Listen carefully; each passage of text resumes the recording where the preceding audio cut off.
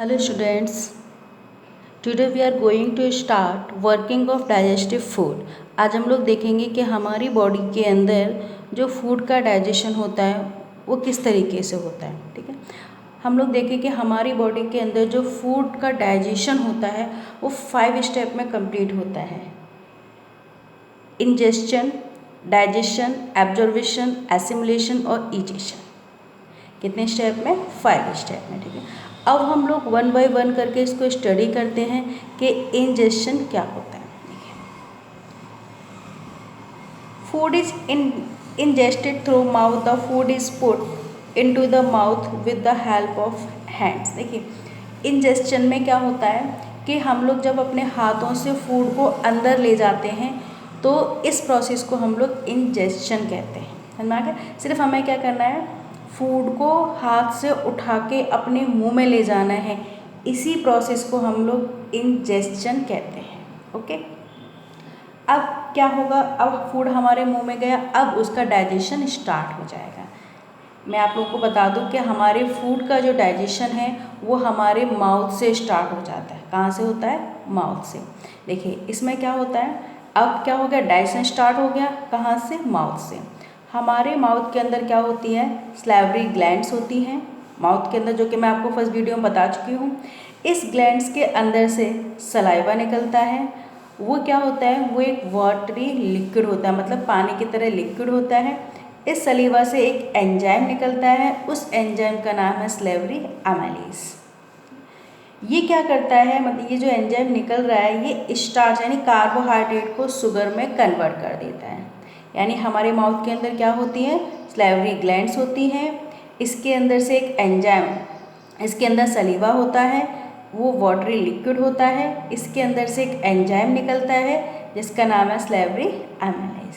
ये क्या करता है, ये स्टार्च कार्बोहाइड्रेट को शुगर में कन्वर्ट कर देता है।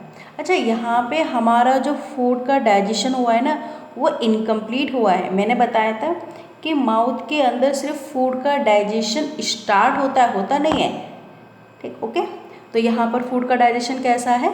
इनकम्प्लीट। अब क्या होगा, ये जो इनकम्प्लीट डाइजेशन है ये हमारे फूड पाइप से होता हुआ, ठीक है, जैसे ये आप लोगों के लिए एक स्ट्रक्चर ड्रॉ किया हुआ है, ये है हमारा फूड पाइप। ठीक है, यहाँ फूड पाइप से होता हुआ कहाँ आएगा, ये आ जाएगा स्टोमक के अंदर।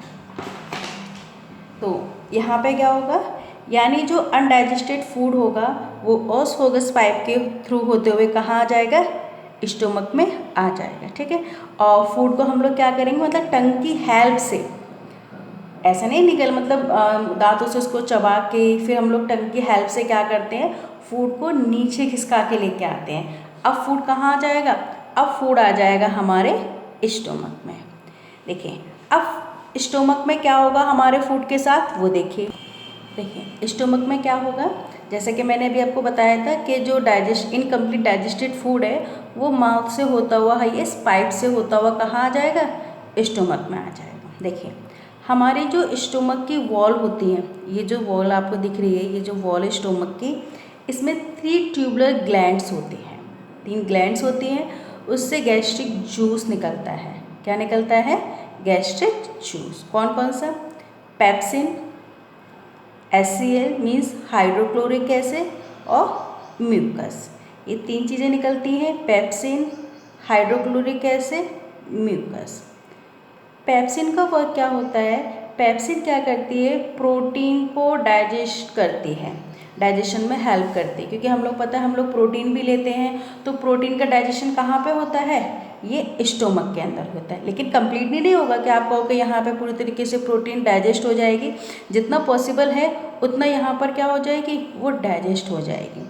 अच्छा, HCl का काम क्या करता है, HCl क्या करता है, जर्म्स को किल करता है। ये तो आपको पता है कि HCl काफ़ी डेंजर एसिड होता है, अगर हमारी स्किन पर अगर ये पड़ जाए तो हमारी स्किन क्या हो जाती है, जल जाती है। लेकिन फिर भी ये देखो, ये जो HCl है ये कहाँ रहता है, हमारे स्टोमक, जबकि हमें कुछ नहीं होता। क्यों? क्योंकि ये जो HCl है ना ये इतने ही पोर्शन में रहता है और इस स्टोमक के बाहर एक वॉल लगाई जाती है जिसका नाम है म्यूकस। क्या नाम है? म्यूकस। ये क्या करती है, ये हमें इसी एसिड से HCl से प्रोटेक्ट करती है। किससे प्रोटेक्ट करती है? HCl से प्रोटेक्ट करती है। क्यों? क्योंकि ये जो वॉल होती है ना काफ़ी स्ट्रॉन्ग होती है और इस HCl को बाहर नहीं निकलने देती। और दूसरी बात आपको ये भी ध्यान रखनी है कि ये जो HCl है वो क्या खाता है? जर्म्स। और इसको जर्म्स कहाँ से मिलेंगे? इसको जो जर्म्स मिलेंगे वो आप लोगों के फूड से मिलेंगे, क्योंकि हम लोग जो खाना खाते हैं उस खाने के थ्रू क्या होता है, बहुत सारे जर्म्स बैक्टीरिया हमारे स्टोमक के अंदर पहुँच जाते हैं। तो HCl क्या करता है? उनको खाता है। अब सपोज करो अगर किसी रीजन से आप लोगों ने कोई फूड नहीं खाया, किसी भी रीजन से, तो क्या होगा? HCl को जर्म्स नहीं मिलेंगे तो HCl क्या करेगा? ये इधर इधर मतलब जो स्टोमक की वॉल है इधर अटैक करेगा, मतलब चारों तरफ ये क्या करेगा? भागेगा। मतलब जैसे ना किसी को भूख लगती है तो भूख से तड़पड़ाता है, तो ऐसे ही ये क्या करता है? HCl इधर उधर म्यूकस की दीवार पे बाहर निकलने की कोशिश करता है। अब क्या होगा? ये HCl इस म्यूकस की वॉल पर अटैक करेगा। अटैक करेगा तो क्या होगा? ये जो इसकी म्यूकस की वॉल है वो क्या हो जाएगी? वीक हो जाएगी। ठीक है, और वीक हो जाएगी तो क्या होगा? एसिड बॉडी से बाहर निकलेगा, तो इससे क्या होगा? बहुत सारी प्रॉब्लम हो जाएंगी। ठीक है, और उससे एक बीमारी मतलब एक डिसीज़ भी होती है, उसका नाम है अल्सर। इसमें क्या होता है कि हम लोग बॉडी से जो हम लोग वेस्ट मटेरियल निकालते हैं उसके अंदर ब्लड आ जाता है, उसको हम लोग अल्सर बोलते हैं उस डिसीज़ को। तो हमें क्या है कि हमें ज़्यादा देर तक भूखा नहीं रहना चाहिए, मतलब कुछ ना कुछ टाइम टू टाइम थोड़ा बहुत हमें खाते रहना चाहिए, ताकि ये जो HCl है ना ये अपना काम करता है। भाई इसका काम है जर्म्स को खाना, तो ये क्या करता रहेगा? उनको खाता रहेगा। ठीक है, और हम लोग क्या रहेंगे? हम लोग सेफ रहेंगे। अच्छा, अब क्या होगा? अब हमारा जो फूड है ना यहाँ स्टोमक के अंदर तो हो गया, प्रोटीन का डाइजेशन हो गया, जर्म्स भी किल हो गए और एसिड का भी प्रोटेक्शन हो गया। अब क्या होगा कि अब हमारा ये जो फूड है ना ये यहाँ से होता हुआ, क्योंकि माउथ से स्टार्ट हुआ था, ये यहाँ से होता हुआ अब कहाँ आ जाएगा? ये आ जाएगा स्मॉल इंटेस्टाइन में। अब देखिए यहाँ इसके साथ फूड के साथ स्मॉल इंटेस्टाइन में क्या होता है। देखिए यहाँ होगा जितने भी न्यूट्रिएंट्स होते हैं, यानी here all the nutrients in our food, यानी हमारे फूड के अंदर जितने भी न्यूट्रिएंट्स होते हैं, जितने भी न्यूट्रिएंट्स होंगे like carbohydrate, fat, protein et cetera, जितने भी न्यूट्रिएंट्स होते हैं उनका डाइजेशन कहाँ होगा? उन सब का डाइजेशन यही स्मॉल इंटेस्टाइन के अंदर होगा। अच्छा, अब देखिए यहाँ पर क्या होता है, मैंने आपको बताया था फर्स्ट वीडियो में कि ये जो हमारा लीवर है और हमारा ये जो पैनक्रियाज है, यहाँ से कई सारे एंजाइम निकलते हैं, और वो जो एंजाइम सीक्रेट होते हैं ना उनको रिसीव कौन करता है? उनको यहाँ पे ये स्मॉल इंटेस्टाइन रिसीव करती है। क्यों? क्योंकि ताकि फूड का डाइजेशन कंप्लीट हो सके, पूरा डाइजेशन हो जाए। इससे लीवर से निकलने वाला जूस, पैनक्रियाज से निकलने वाला जूस कौन रिसीव करेगा? Small intestine. होता क्या है? अच्छा, एक मैं अब आपको एक बात और बता दूं पहले कि यहाँ से जो फूड आएगा ना स्टोमक से होता हुआ वो एसिडिक फूड होगा। क्या होगा? एसिडिक फूड होगा, तो उसके अंदर एसिड की क्वांटिटी होगी। तो अब होगा क्या? इस कंडीशन में हमारा जो पैनक्रियाज होगा ना, मतलब इससे जो जूस निकल रहा है, इससे जो एंजाइम निकल रहे हैं वो प्रॉपर तरीके से वर्क नहीं करेंगे। तो वहाँ पर क्या होगा? वहाँ पर क्या होगा? ये जो लीवर है, ये जो लीवर है आप लोगों का, यहाँ से जो बाइल जूस निकल रहा था वो बाइल जूस क्या करेगा? उस फूड को एल्कलाइन कर देगा। क्या कर देगा? उस फूड को एल्कलाइन कर देगा, जिसकी और क्या होगा? फिर जो पैनक्रियाज है इससे जो पैनक्रेटिक एमाइलेज, ट्रिप्सिन और जो पैनक्रेटिक एमाइलेज, ट्रिप्सिन, लाइपेज, ये क्या करेंगे? ये अपना वर्क करना स्टार्ट कर देंगे। ठीक है, देखिए पैनक्रेटिक एमाइलेज क्या करता है? ये स्टार्च का डाइजेशन करता है। किसका करता है?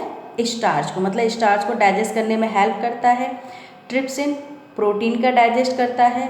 लाइपेज फैट का डाइजेशन करता है। ओके, अच्छा, इसके अलावा क्या होता है कि जो हमारी स्मॉल इंटेस्टाइन, यानी जो SI का मतलब है यहाँ पे जो स्मॉल इंटेस्टाइन होती है, इसकी वॉल पर कई सारी ग्लैंड्स पाई जाती हैं। ठीक है, जिनसे क्या होता है? डिफरेंट मतलब उसमें जूस सीक्रेट होता है, क्योंकि ग्लैंड से क्या निकलता है? जूस निकलता है, और उस जूस से क्या होते हैं? डिफरेंट एंजाइम सीक्रेट्स होते हैं। क्या होते हैं? डिफरेंट एंजाइम सीक्रेट होते हैं, जो क्या करते हैं? कार्बोहाइड्रेट्स को ग्लूकोज में कन्वर्ट करते हैं, प्रोटीन्स को एमिनो एसिड्स में कन्वर्ट करते हैं, फैट्स को फैटी एसिड में कन्वर्ट करते हैं एंड ग्लिसरॉल में, ठीक है। यहाँ पर क्या होता है, can be absorb by body parts to gain energy. यहाँ पे मतलब क्या होगा, पूरी तरीके से जो फूड का क्या हो जाएगा, फूड का डाइजेशन हो जाएगा, ठीक है। और क्या करेंगे, हमारी जो बॉडी के पार्ट्स हैं वो इसको एब्जॉर्ब करेंगे। यानी स्मॉल इंटेस्टाइन में क्या हो गया, अब हमारे फूड का डाइजेशन कंप्लीट हो गया है। अब खाना का अब किसकी अब क्या होगा, अब एब्जॉर्वेशन होगा, यानी अब फूड का डाइजेशन हो गया। अब क्या करेगी, अब हमारी बॉडी उस फूड को एब्जॉर्व करेगी। तो होगा क्या, हमारी जो स्मॉल इंटेस्टाइन होती है ना, जैसे मैं आपको यहाँ दिखाऊं, ये जो हमारी स्मॉल इंटेस्टाइन है, इसके वॉल पर कई सारी विलीज पाई जाती है। क्या पाई जाती हैं, विली, ठीक है। ये विली क्या करती हैं, हमारा जो फूड का डाइजेशन हो रहा है ना, मतलब जो एब्जॉर्वेशन करने की जो पावर है उसको इंक्रीज कर देती है, मतलब एरिया अपना बढ़ा लेती है, जिसकी वजह से क्या होता है, जो फूड होता है ना वो बहुत जल्दी एब्जॉर्व हो जाता है और ब्लड के अंदर क्या हो जाता है, मिक्स हो जाता है, ठीक है।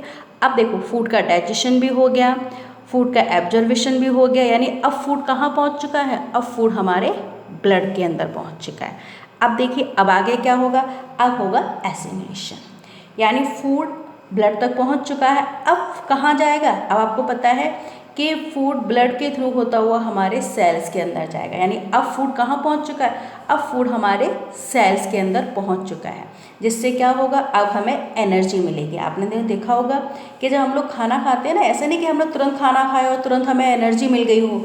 मैंने आपको फर्स्ट वीडियो में ही क्लियर कर दिया था कि हमारा जो मतलब जो हम लोग जो फूड है ना, हमारा जो फूड है वो हमारे अंदर यानी माउथ से लेकर एनस तक का जो ट्रैवल होता है ना, वो 9 मीटर का होता है। यानी पहले इतना डिस्टेंस को ट्रैवल करेगा तब वो बाहर निकलेगा, यानी कम से कम हमारे फूड को डाइजेस्ट होने में 3 से 4 घंटे लग जाते हैं, तब कहीं जाके हमारा फूड डाइजेस्ट होता है, ओके।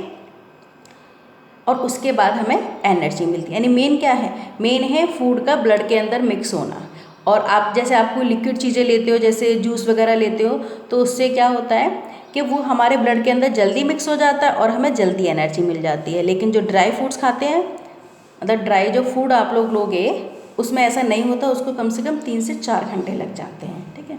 अच्छा, अब ये सेल से हमें एनर्जी मिल गई, फूड सेल के अंदर पहुंच चुका, अब हमें एनर्जी मिल गई। अब क्या होगा, इसके अलावा हमारे बॉडी के अंदर न्यू टिश्यूज़ बनेंगे और जो ओल्ड टिश्यूज़ होंगे उनकी क्या होगी, रिपेयरिंग होगी, ठीक है। अब एसिमिलेशन भी हो गया, ठीक है, डाइजेशन हो गया, एब्जॉर्वेशन हो गया, एसिमिलेशन हो गया। अब हम लोग देखते हैं इजेशन। इसमें क्या होता है, जो लार्ज इंटेस्टाइन होती है ना, उसके अंदर भी विली होती है। वो क्या करती हैं, वो मतलब जो फूड था डाइजेस्ट होकर वो तो ब्लड के अंदर पहुंच चुका, ठीक है। अब उसके अंदर क्या होगा, जो वेस्ट मटेरियल है वो तो बाहर निकलेगा अभी, तो उसके अंदर अगर वाटर होगा नहीं, वाटर होता है, तो वो वाटर के क्या करेगा, ये जो विली होती है ना, उस वाटर को एब्जॉर्व करेंगी, वाटर को क्या करेंगी, एब्जॉर्व करेंगी, और जो फूड होगा क्या होगा, वो एनएस के थ्रू बॉडी से बाहर निकल जाएगा। क्या निकल जाएगा, बाहर। यानी आपने देखा कि फूड किस तरीके से हमारे माउथ के अंदर जाता है और किस तरीके से बाहर निकलता है, उसके बीच में क्या क्या हमारे फूड के साथ होता है। अच्छा, उसके अलावा मैं आपको एक पॉइंट और बताऊंगी, डायबिटीज़। डायबिटीज़ क्या होती है, आपको पता है कि हमारा जो पैनक्रियाज होता है ना, जब पैनक्रियाज के अंदर इंसुलिन की क्वांटिटी कम हो जाती है, इंसुलिन क्या होता है, इंसुलिन एक तरीके का हार्मोन होता है जो क्या करता है, जो हम लोग फूड खाते हैं ना उससे एनर्जी प्रोवाइड कराने में हेल्प करता है। यानी इंसुलिन का काम क्या होता है, जो हम लोग फूड खाते हैं उससे हमें एनर्जी दिलाने में हेल्प करता है। तो अब क्या होगा, जब पैनक्रियाज में इंसुलिन की क्वांटिटी कम होगी तो हमें एनर्जी नहीं मिलेगी, और जब इंसुलिन की क्वांटिटी कम हो जाएगी तो ब्लड के अंदर क्या होगा, ग्लूकोज की क्वांटिटी बढ़ जाएगी, और जो फूड होगा ना वो अच्छे से हमारे ब्लड के अंदर मिक्स नहीं होगा, क्योंकि जब तक फूड ब्लड के अंदर मिक्स नहीं होगा हमें एनर्जी नहीं मिलेगी। अब यहाँ पर क्या हुआ है, यहाँ पर इंसुलिन की क्वांटिटी कम हो गई है, जिससे क्या हो रहा है, ब्लड के अंदर ग्लूकोज की क्वांटिटी बढ़ गई है, और क्या हो जाता है भाई, डायबिटीज़ में कन्वर्ट हो जाता है। ओके, आई होप आप लोगों के टॉपिक क्लियर हो गया होगा। Okay, thank you.